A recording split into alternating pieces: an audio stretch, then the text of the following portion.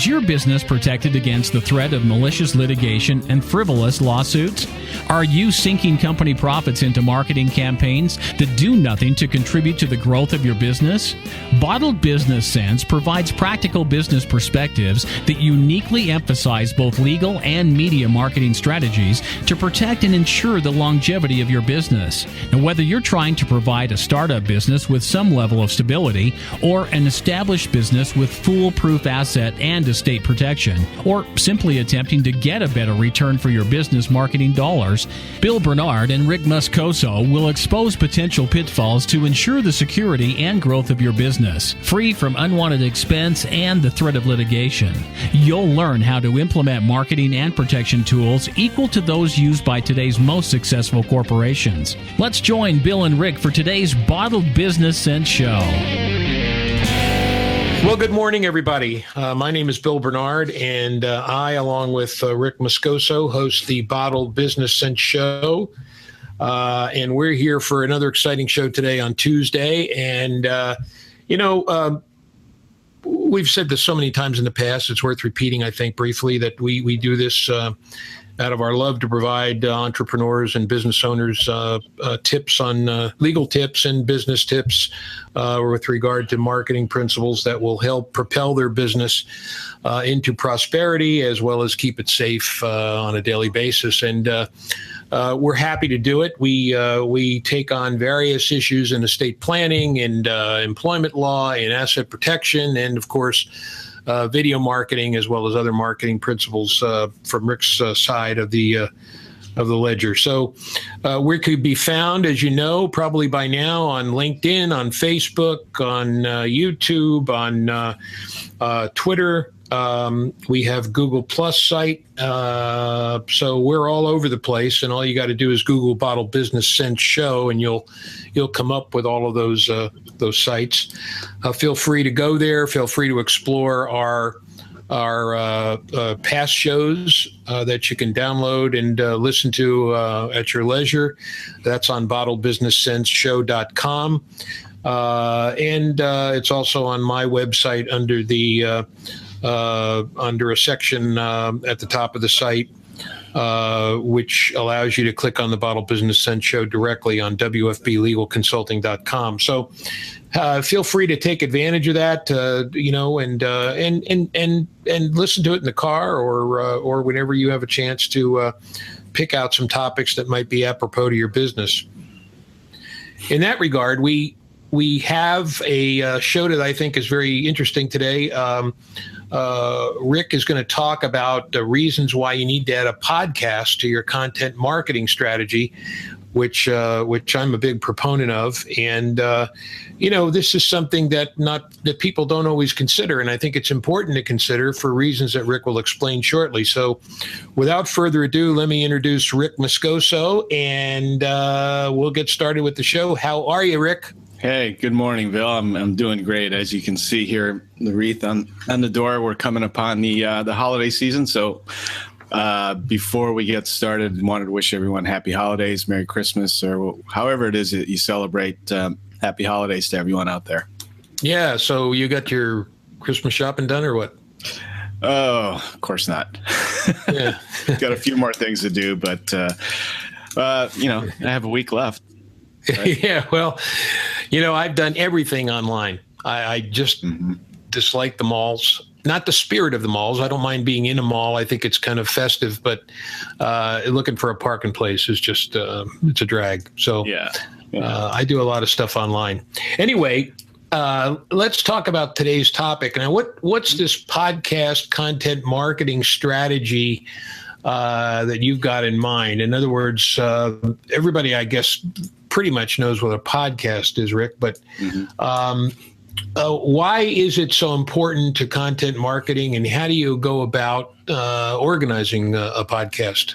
Well, this kind of goes along what you just said about shopping online, and today's content is readily available online, more so than in print material and that sort of, hard assets type of thing. With podcasts, as well as any type of video marketing or electronic marketing, it's another way for your customers to consume your content or learn more about your information. The beauty about adding a podcast to your existing marketing is that it's really convenient to listen to. So much more difficult is watching a video while you're driving in a car, but you can easily put this on your mobile device, listen to it in the car, and you can basically listen to it anywhere. So it's an easy thing to do if you are currently doing any type of marketing, electronic marketing, whether it's video marketing. You can take the same video marketing content, turn that into a podcast, and make it just audio only. In fact, here on the show, we offer that type of content for consumption, both in video form as well as in audio form, for our viewers and listeners out there. Well, not to insult anybody's intelligence, Rick, but what is the word podcast mean? I mean, is that just another name for a video and an audio way of providing information to people? I think podcasting was kind of coined by Apple and iTunes because one of the first devices, not so much the mobile phone, but the iPod, and it was mainly created to consume audio or music, and now it's because of its convenience. A lot of content now, in the way it's delivered, is easily accessible and consumable on the small iPod device, or even an iPod you can download to your iPhone or to your Android or whatever it is. So it's not specific to a platform, and I think it just came out of the creation of an iPod, and then people started putting it on mobile devices. Okay. All right. Well, that makes sense. Yeah. In understanding what's going to be in your podcast, I mean, I guess it goes without saying that you have to know or have to have in mind some sort of target audience. You just don't get up there and start talking about all kinds of different things. Although it's interesting, we talk about our target audience is small business owners and entrepreneurs, and I know that's maybe a wide range of individuals, but then we break it down more into specifics like business topics surrounding asset protection, employment law, estate planning, and then, of course, on the marketing side, video marketing and other principles in marketing. So I guess I'm assuming that you have to have some sort of a target audience in mind, and that's going to be your business model, I guess, in order to make a podcast stream that's going to be influential to those types of people that you select. Yeah, no doubt. Just like any type of marketing that you do, whether it's just email marketing, video marketing, the same type of approach is going to apply when you do a podcast. You want to make it specific, applicable to your target audience. The less general you are, if you can avoid that, the better focused and better listener base that you can get, specific to your industry that you're broadcasting to. So it helps you increase your growth into your audience because it's easily publishable. So many of us have already heard that podcasts on iTunes. We use that, as well as Blog Talk Radio. That's a strictly audio delivery system that we use here on the show. So when we simulcast, we simultaneously use YouTube as well as Blog Talk Radio to do that. But you can certainly, recycle any video marketing content, turn that into just an audio file, and upload that to iTunes, and boom, there's your you have a much broader reach of an audience specific to your industry because everyone's on iTunes, right? Right. And it's got to be, I think one of the things I see you have listed here is it's got to be convenient. And I'm assuming you just explained that by saying, hey, we're giving you the option. You want to tune into the program and actually watch what's going on and maybe even participate, or do you want to just listen to it on audio when it's convenient for you, right? Yeah. Well, when you watch a video, you really got to be focused. You got to be someplace stationary. You can't be doing, obviously you can't be doing it while you're driving. unless you're a passenger. But podcasting, audio podcasting, is a much more convenient thing for people to consume because you can listen to it anywhere. If you have a commute and you're in the car, it's easy to listen to, and you don't have to watch you don't have to watch the talent on screen, especially if you're just explaining things like most of our content is explaining things. There's not a whole lot of graphical descriptions that we do here. So in our discussions, it's great, it's applicable, and that's why we offer it in both flavors, both video and audio form. Well, let me ask you that. That's an important question I have on my mind here. If somebody was to come up to you and say, hey, I've caught a few of your shows, I'm interested in podcasting. Tell me, why do you and Bill offer a video? Why not only offer an audio? What would be your response to that person? Well, first of all, we get a lot of organic traffic because we do this portion, the video portion of our simulcast. We use Google Hangouts, right? We use that platform, and because it's owned or integrated seamlessly into YouTube, well, we get that inherent organic traffic, search traffic from YouTube, and that just helps expand our reach. So that's why we choose to use both. You don't necessarily have to do that if you have a means of getting it out there to people, just in audio form. But, for us, it's convenient to use Hangouts. And then from our Hangout broadcast, we just convert that into an audio file for podcasting. So, for us, in our model, it's easy to use. And I think also, in my opinion, my humble opinion, is that sometimes you can learn a lot from a person who's providing you information by seeing their expressions, by watching them and their mannerisms. And, some people just enjoy that, I think. And it's like not so much like watching a movie, but people watch documentaries for the same reason, right? I mean, you watch the explanation being given by the person, and you have an interest in how that person's expressing him or herself.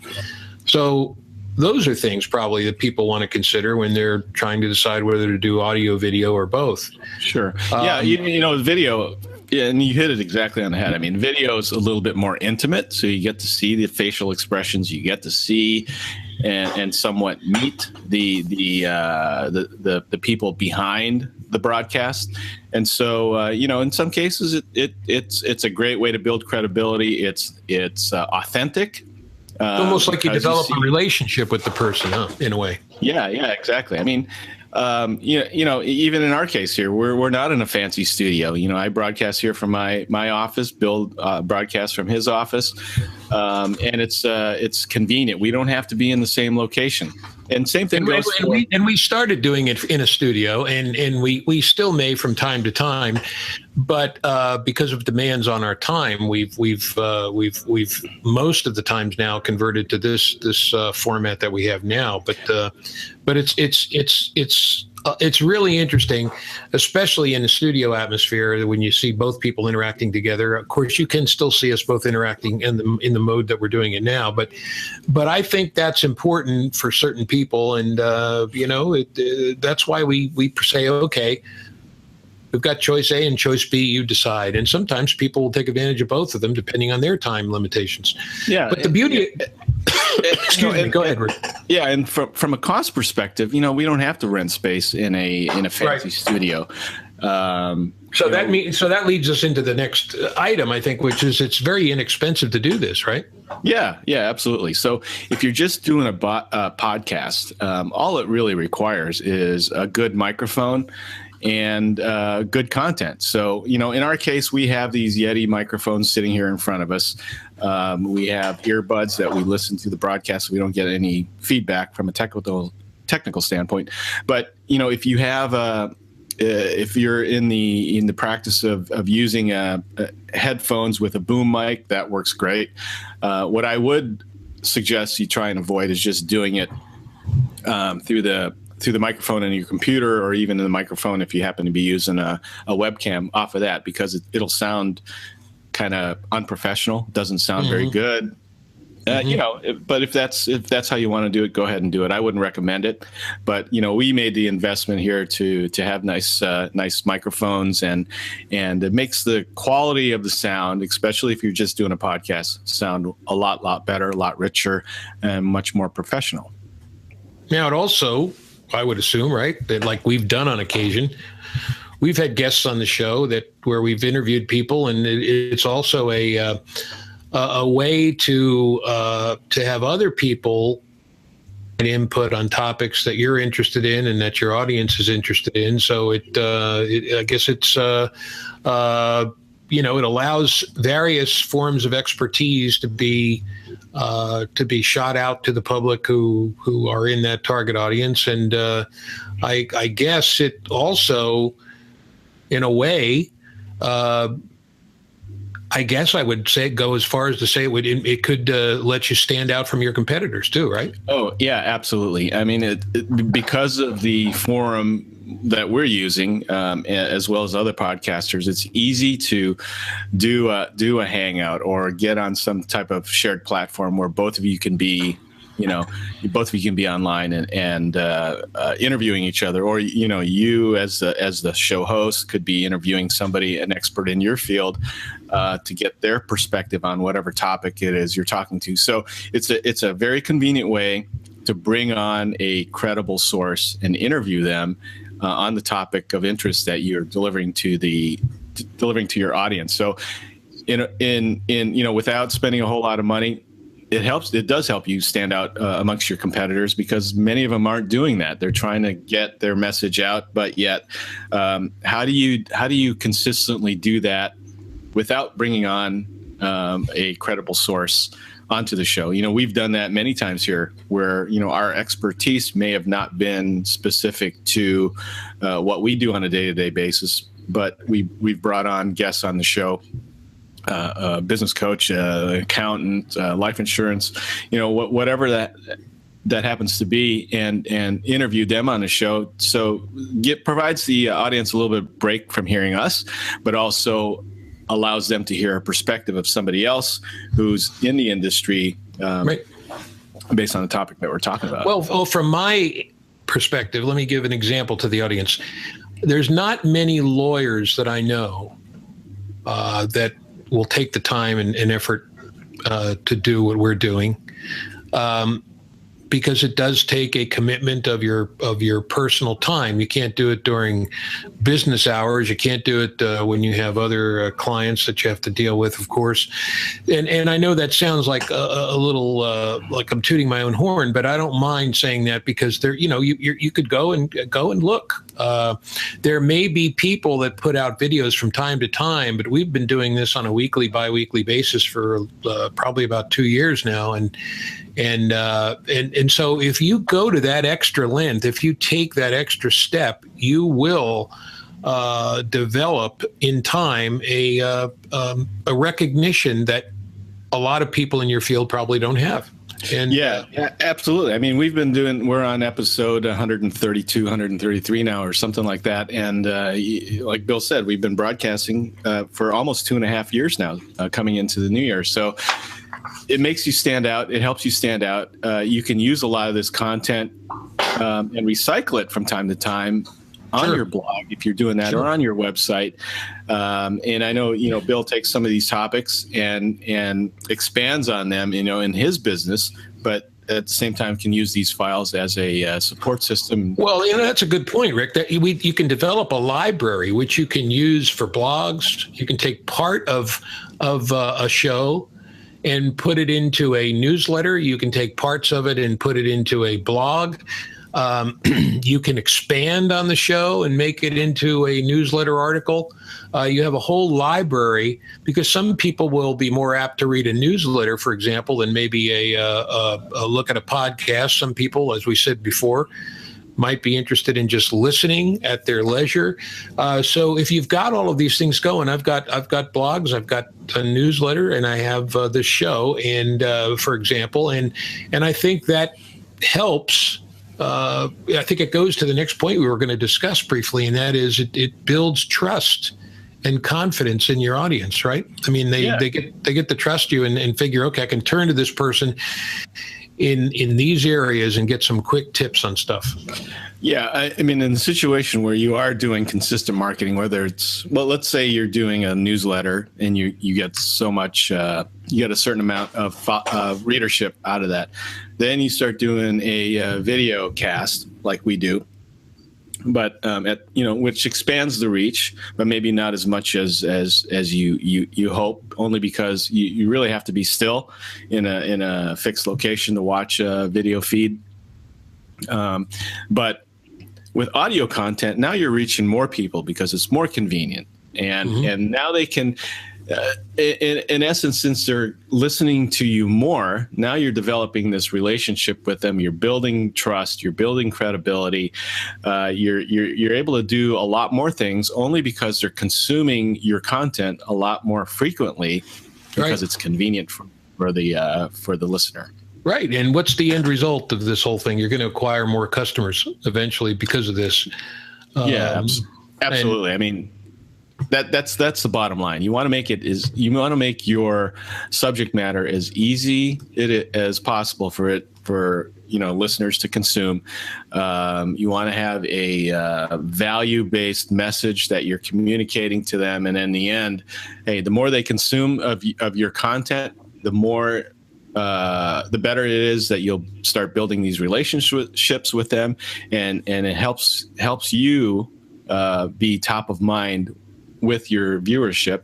And at the same time, you can like at the end of the show, what we do, like, and we would recommend this for any type of content, we give them a call to action, so to let them know what's the next step, how to get a hold of us. If you find yourself in this situation, this is how we can help you. Give us a call. So it gives them clear direction on how to get in contact with us, how to get to our website, how to subscribe to our email list, and all kinds of different things we can help them, and by providing all these additional resources to them. Right. So it goes without saying then that make sure your landing pages and websites and subscriber lists or any other tools you use are already in advance, so you can get these podcasts out to people when it's time to do so. I think this has been succinctly done and right to the point, Rick, and I think it emphasizes how important this is in your marketing program. I think you need a marketing person to give you some direction, whether that's a business coach or whether that is a marketing consultant of some sort.